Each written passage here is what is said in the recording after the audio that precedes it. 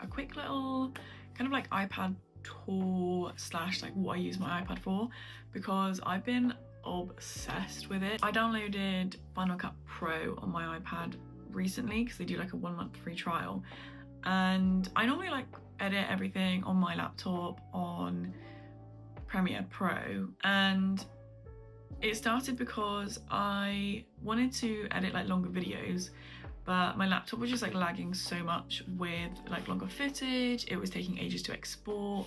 So I was like, I'm just gonna try Final Cut Pro because I've been thinking about it for a while, and with Adobe you need to pay monthly for their services, but if I wanted it on my laptop you just pay, I think it's like £300, which is quite a lot, but the amount I've paid over like years and years of using Premiere Pro, I probably should have just saved up and saved myself a bit of money in the long run. But there's a free trial on the iPad, and I've only had my iPad for about a year, so it's quite a new one.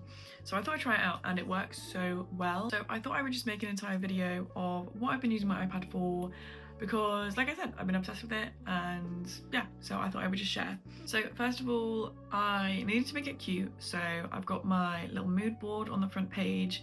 I did have it as my background, but it felt like a little bit too busy for it being the background. Like, it's fine on the laptop because you don't really see, you're not like looking at the homepage all the time, but I just thought I would make it like it's just like a photograph widget.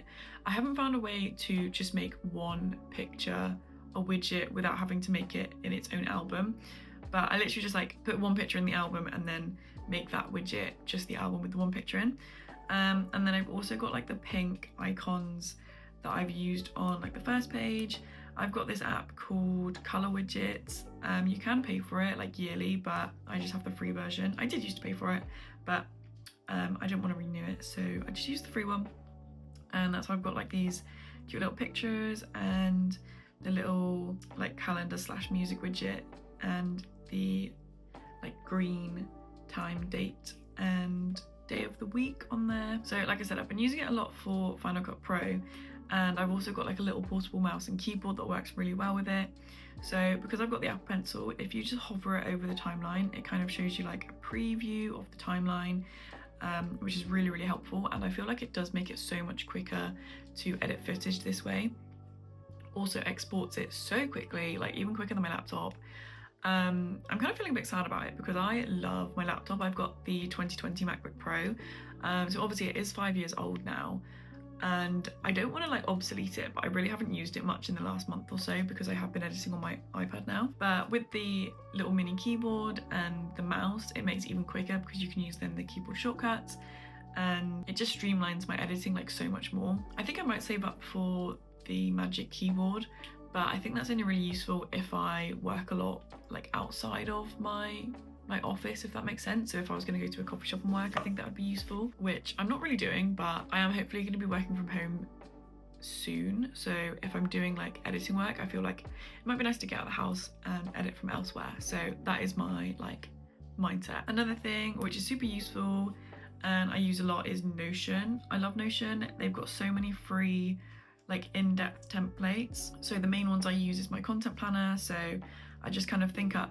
videos for the month and then kind of put them in my like calendar that I've got here. So I kind of know like what I need to film or what needs editing, that kind of thing. And I've also got like a life planner on here as well, which I mainly use for recipes. So if I just find like a recipe I like on TikTok, I'll kind of look up how to make it, what ingredients you need, and then put it into my Notion recipes, because it just makes it a lot easier when I go shopping.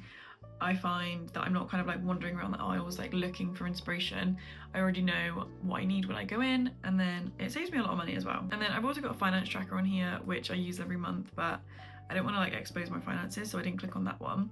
But I've also got an agenda, so I don't use this one as often, but it's just in case I want to like type out what I need to do for the day or the week or the month, whatever. But I don't really use that one as often because I've got a journal on here which I use pretty much every day. So this was just a journal template that I got from Etsy. It was literally like 96p, it was under £1, and it's so in depth. It's got all the hyperlinks. You can click on the tabs and then you've got like a monthly spread. So I've written my shifts down and what I'm doing for the month, and then you can click on the day of the week that we are on, and it gives you this double page spread where you can write down kind of what you've eaten in the day, what self-care activities you've done.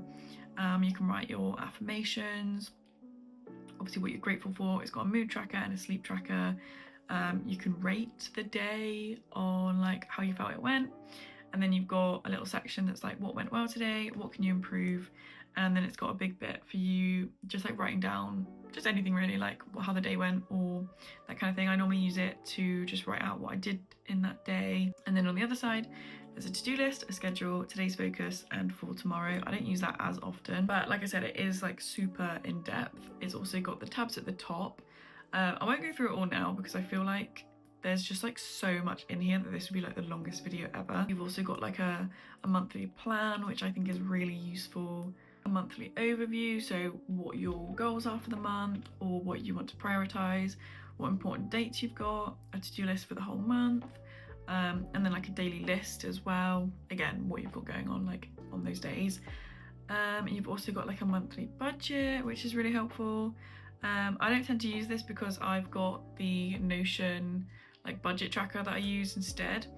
And then what I really like is the monthly review. So you can write how your month was, what went well, what didn't go well. You can like rate the areas of your life, write down best moments and memories, what you're grateful for. Yeah, I think it's a great little planner and I really love it. I think if I can find it again, which I should be able to, I'll link it in the description because it was really, really cheap. And it's obviously somebody's little small business.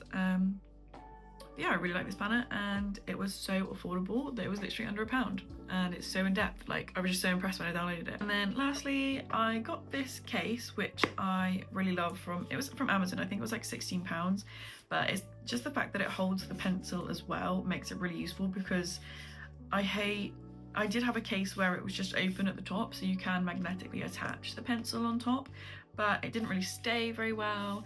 I didn't really like leaving it on top because my cat has a habit of just wrecking my nice things. So I feel like if I left it on top, he would like chew it or something like that.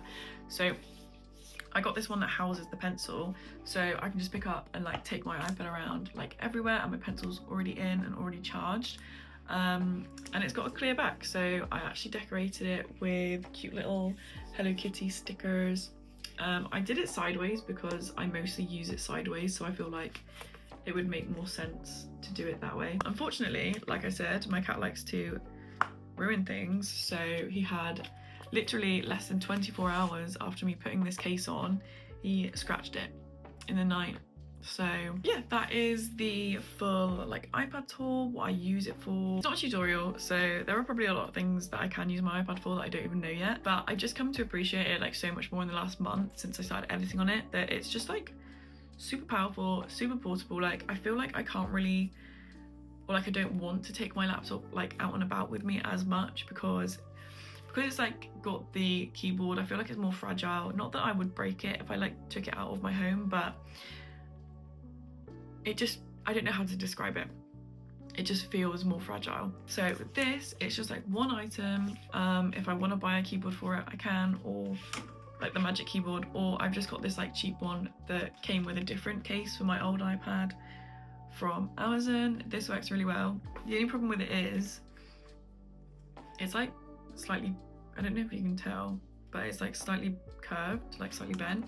I've tried like bending it like back straight, but I don't want to like break it. But other than that, it was really affordable, and it came with this little mouse as well, and that works perfectly. And I use this for my laptop as well, and I think like it came with like a magnetic case, so I think that was like 20 quid, but yeah, I love it. Let me know if you have any other tips or anything I'm missing out on, or whatever you use your iPad for. Thank you so much for watching, and I will see you in the next one.